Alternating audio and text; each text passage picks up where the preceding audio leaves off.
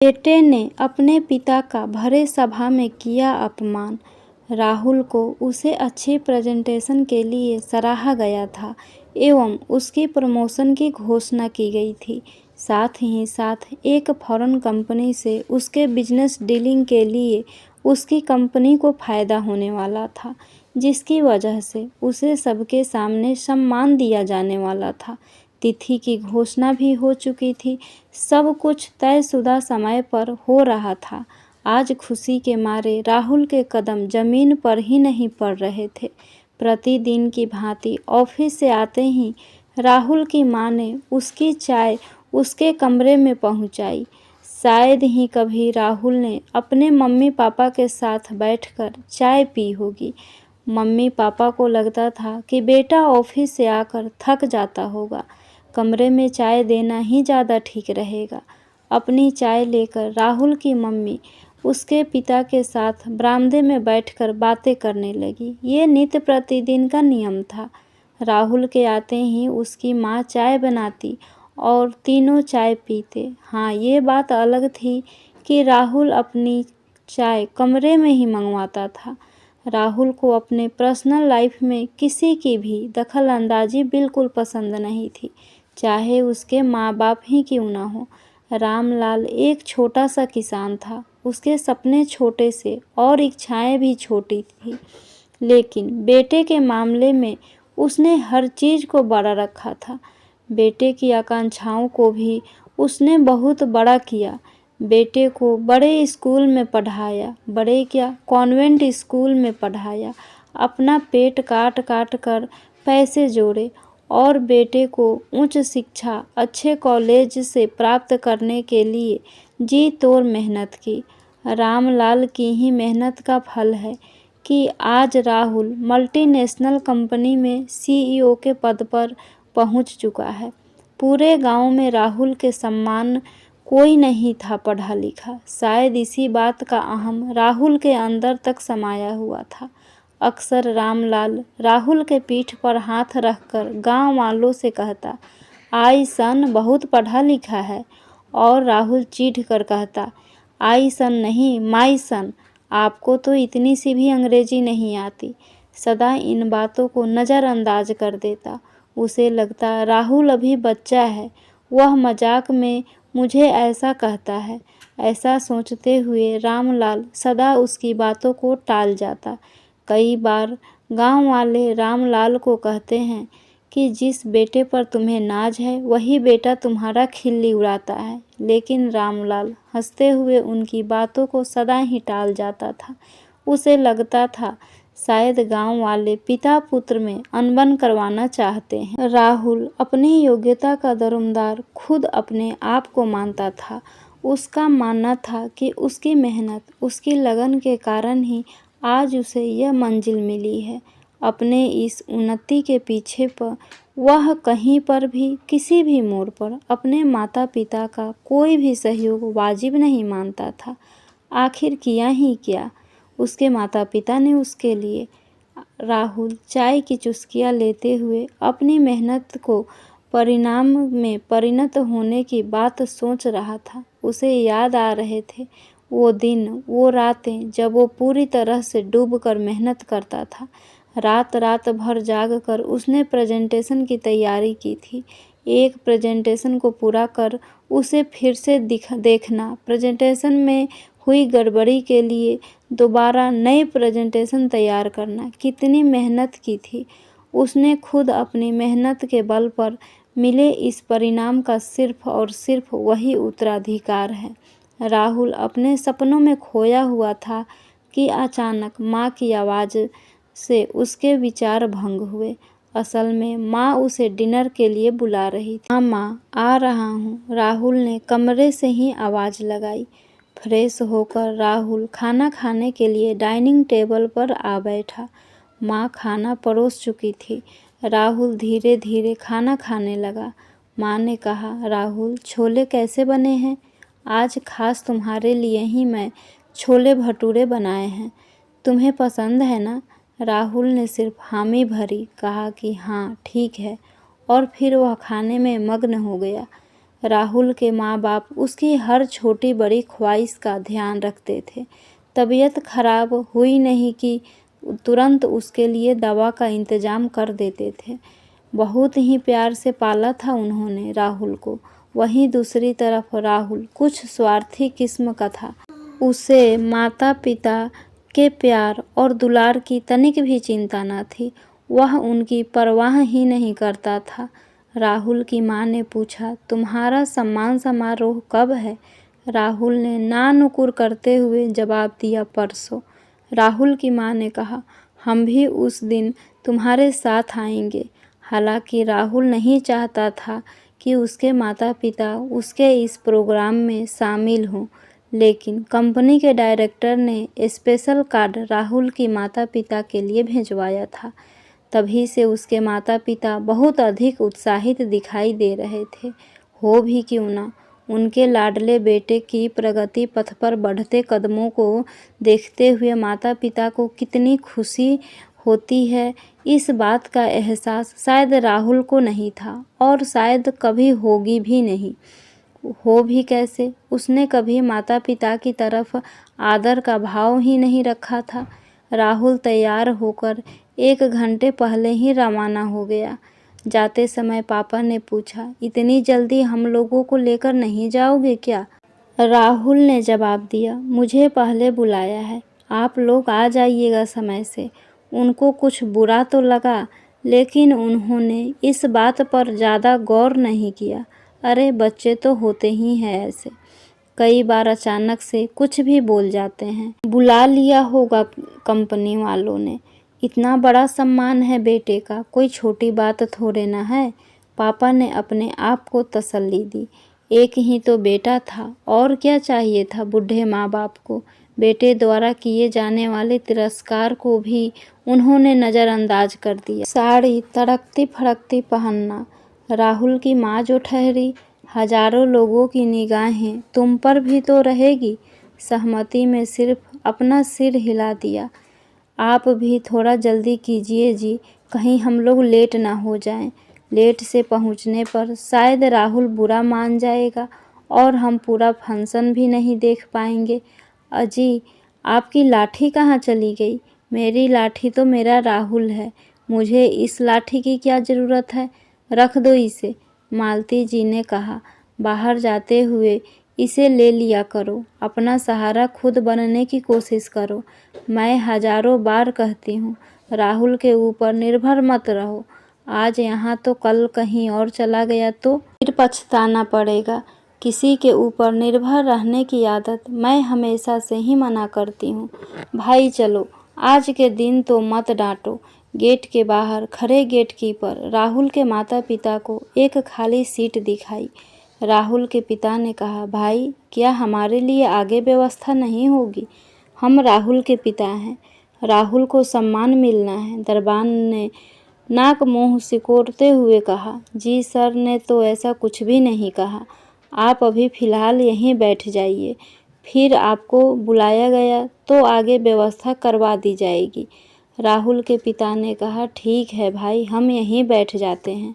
हालांकि रामलाल को गुस्सा तो आया था, लेकिन करते भी क्या। एक तो अनजान जगह, ऊपर से बेटा भी बहुत दूर बैठा हुआ था, उसे बुला भी नहीं सकते थे। मालती जी ने समझाया, आप चिंता क्यों करते हैं?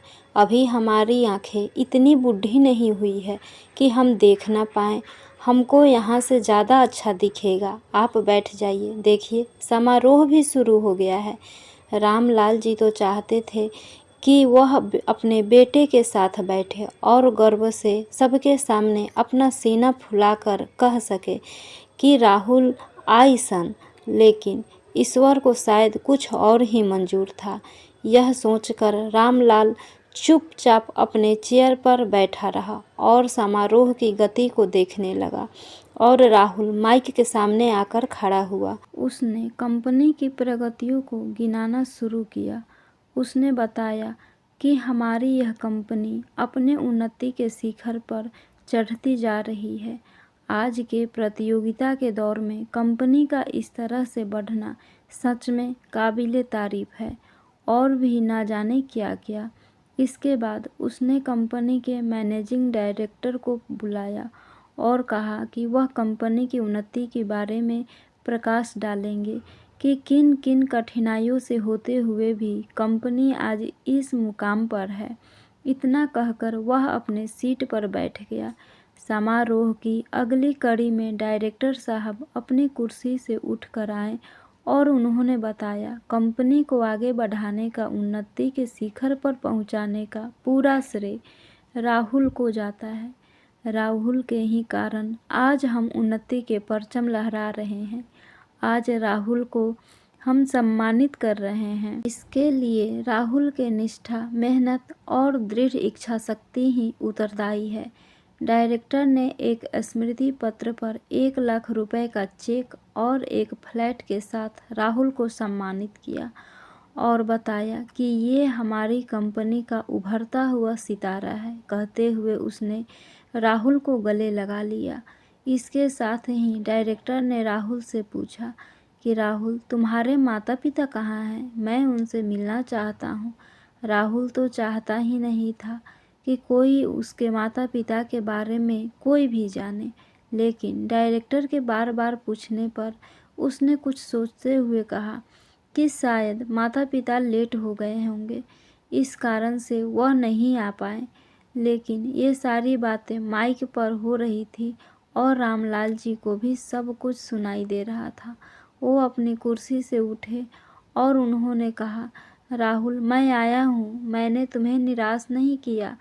रामलाल धीरे धीरे स्टेज तक पहुँचे। डायरेक्टर ने राहुल के पिता के पैर छुए और कहा कि आज आपके ही अच्छे संस्कारों की वजह से राहुल इस तरह से एकनिष्ठ हो मन लगाकर अपना काम करता है।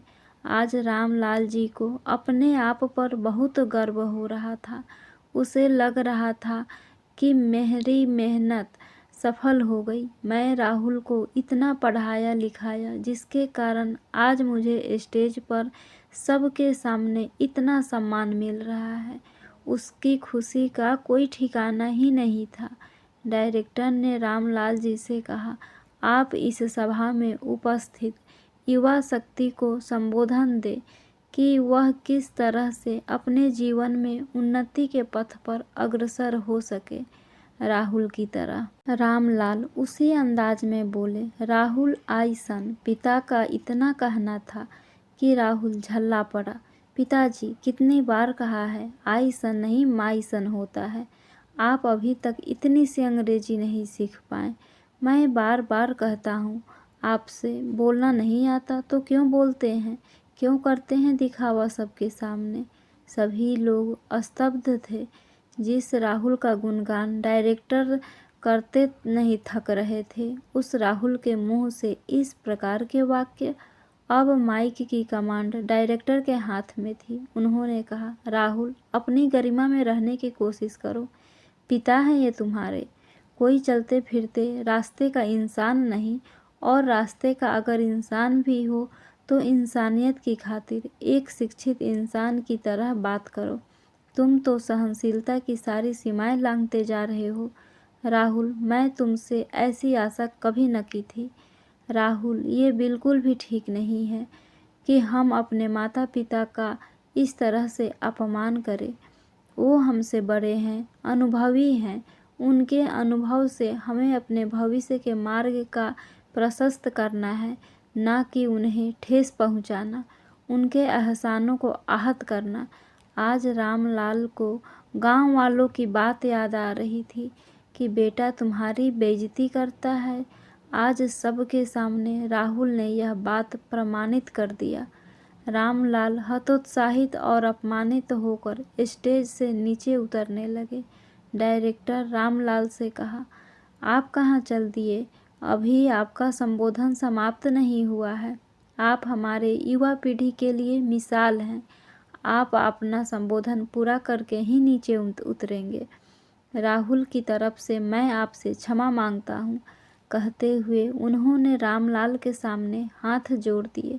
रामलाल ने कहा, शायद मेरे ही संस्कारों में कोई कमी रह गई है। रामलाल ने अपने आंखों से आंसू पोंछे और माइक के पास जाकर कहा, आइसन राहुल बहुत मेहनती है, काबिल है। आप सबको भी अपने मेहनत के बल पर राहुल की तरह ही सफलता की सीढ़ियाँ चढ़नी है। लेकिन साथ ही साथ मैं आप सबको एक बात और बताना चाहता हूँ। राहुल को यहाँ तक खड़ा करने में मैंने कोई कसर नहीं छोड़ी। जिस खेत पर मैं आज मजदूरी करता हूँ, कल तक वो मेरा था, लेकिन राहुल की पढ़ाई के लिए मुझे वह बेचना पड़ा। आज मेरा घर भी गिरवी रखा है। फिर हंसकर कहने लगा, जो काम आइसन कर सकता है वो मेरा माइसन नहीं कर सकता। यह बात मैं गारंटी के साथ कहता हूँ। कहते हुए वो स्टेज से नीचे उतर आए। डायरेक्टर ने कहा, एक पिता ईंधन बनकर पुत्र के लिए अग्नि प्रज्वलित करता है, वह उसे अग्नि के माध्यम से पुत्र को सोना बनाने का अथक प्रयास जारी रखता है। जाने कौन सा प्रयास पुत्र को पसंद नहीं आता। पुत्र के बीच की दूरियां बढ़ती जाती है। राहुल का सर शर्म से झुक गया था। उसे अपनी गलती का एहसास हो रहा था।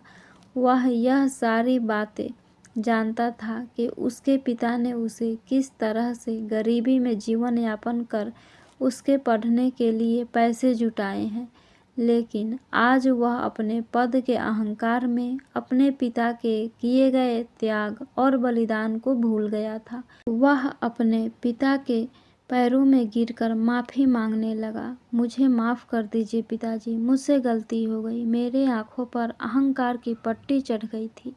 मैं अपने पद के अहंकार में मैं अपने जन्मदाता को ही अपमानित कर बैठा। आज मेरी पद प्रतिष्ठा किसी काम की नहीं।